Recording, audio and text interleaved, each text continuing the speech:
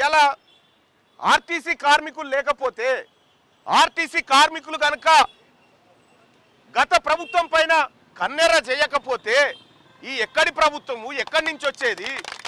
ఇలా ఈ ప్రభుత్వానికి కనీసం గంజిలో మెతుకన్న దొరికేదేనా ఈ తెలంగాణ గడ్డ మీద? నేను చెప్తా ఉన్నా ముఖ్యమంత్రి గారికి, నువ్వు ఆర్టీసీ కార్మికులను చిన్న చూపు చూసిన ఏ ప్రభుత్వం నిలబడలే ఇక్కడ.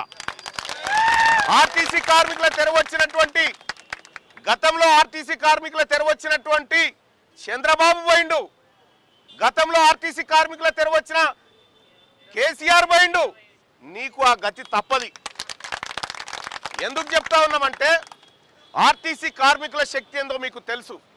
నిత్యం కోట్లాది మంది ప్రజల శరీరాలతోని హలో ఇచ్చో టికెట్ ఇచ్చో హలో అనుకుంటానో వాళ్ళని పలకరించుకుంటానో నిత్యం 1 కోటి మంది ప్రజల్ని కలిసేటువంటి ఆర్టీసీ శక్తి.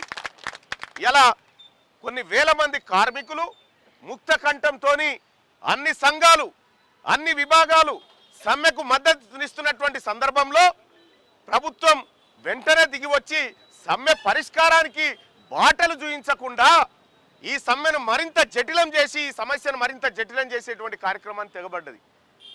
నేను అడుగుతా ఉన్నా రేవంత్ రెడ్డి గారు, ఇది రాష్ట్ర ప్రభుత్వమే, కానీ సకల జనుల సమ్మె జరిగినప్పుడు ఆర్టీసీ ఎప్పుడైతే రంగంలోకి దిగిందో అప్పుడు తెలంగాణ ఆగిపోయింది. కేసీఆర్ నిమ్మరసాల దీక్షలకో కాంగ్రెస్ ఉడత ఊపులకో తెలంగాణ రాలే. ఆర్టీసీ కార్మికులు నా తెలంగాణ నాకు కావాలి, నా ఆర్టీసీ నాకు దక్కాలని రోడ్డు మీదకి ఎక్కి బస్సులు లోపల పెట్టి తాళం వేస్తే అప్పుడు తెలంగాణ రాష్ట్రం వచ్చింది. ఇలా ఆ రోజు ప్రధానమంత్రిగా ఉన్నటువంటి మన్మోహన్ సింగ్ గారు కూడా ఇదే మాట చెప్పిండు, ఆర్టీసీ స్తంభనతోటి తెలంగాణ ఆగిపోయింది అనేటువంటి మాట చెప్పిండు.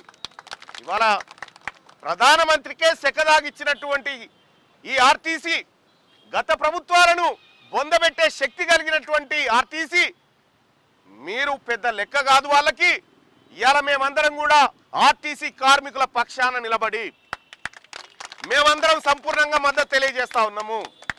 ఈ సమ్మె గత సమ్మెల్లాగా కాదు. ఈ సమ్మె గత సమ్మెల్లాగా గత పాలకుల్లాగా బెదిరిస్తే బెదిరిపోయేటువంటి సమ్మె కాదు. అలా బెదిరిపోయే పిరికి కార్మికులు ఎవరు లేడా.